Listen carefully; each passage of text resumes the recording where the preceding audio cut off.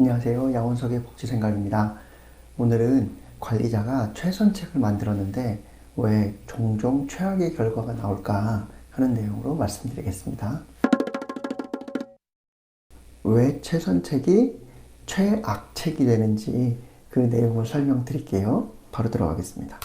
관리자에게는 할 수 있는 영역이 있고 못하는 영역이 있겠죠. 최선책이라고 하는 것은 관리자가 최선으로 할 수 있는 영역의 극단치에 있으면 그걸 이제 최선책이라고 얘기할 겁니다.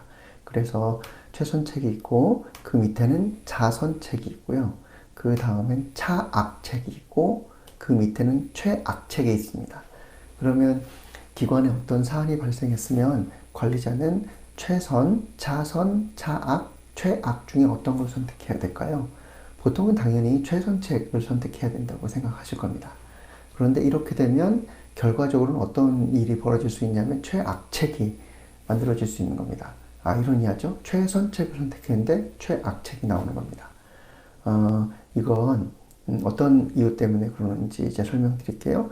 관리자에게 최선책이라고 해도 문제는 관리자가 직접 실무자가 돼서 뛰는 경우가 아닌 경우에는 직원이 이 일을 수행하게 되는 겁니다. 즉 실무자는 직원이 되는 경우가 훨씬 더 많죠. 그러면 관리자에게 최선책이라 하더라도 직원에게도 이것이 최선책인지를 살펴볼 필요가 있는 겁니다. 그런데 보통 직원은 관리자보다 경험과 역량이 떨어지는 경우가 많겠죠. 이게 정상적인 경우에는 보통 이렇게 되는 겁니다.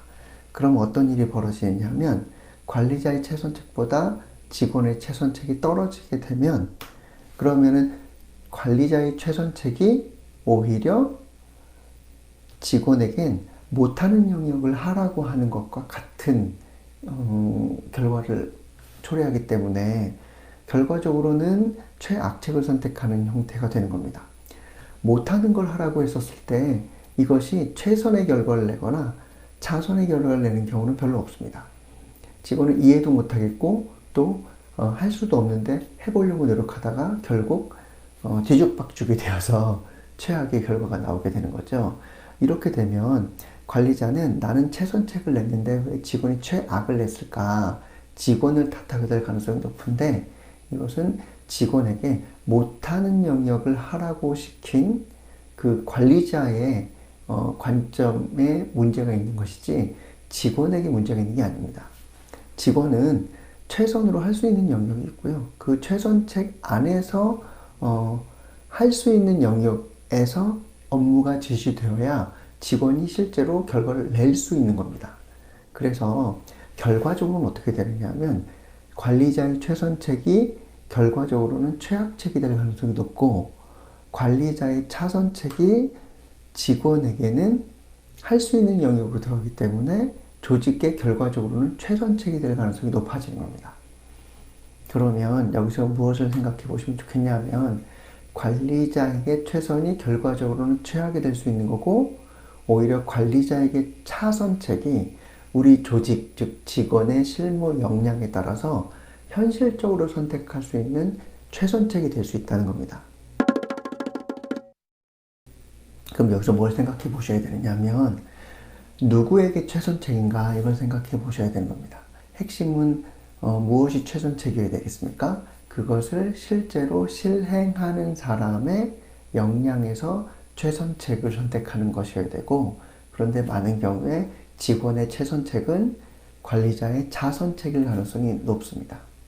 그리고 직원 입장에서도 뭘 이야기하셔야 되느냐면 나에게 최선책인지 그 내 역량을 넘어서는지 아니면은 내 역량 안에 있는 것인지 잘 구분하셔서 관리자 입장에서 최선책을 제시하신다 하더라도 그것에 대해서 내 최선을 넘어섰다 라고 하는 그 정보를 충분히 드리는 것이 필요한 겁니다. 할 수 없는 영역임에도 불구하고 못하는 영역임에도 불구하고 해보겠다고 달려드는 것은 도전 정신일 수도 있지만 그 범위가 너무 크게 되면 이것은 무모한 것에 가까우니까요. 나의 역량의 정보를 부담스럽겠지만 그래도 관리자에게 제대로 말씀드리는 것이 최악의 결과를 만들어내는 것을 막을 수 있는 결과일 겁니다. 예, 이런 원리들이 있으니까요. 기관에서 한번 적용해 보시면 어떨까 싶습니다.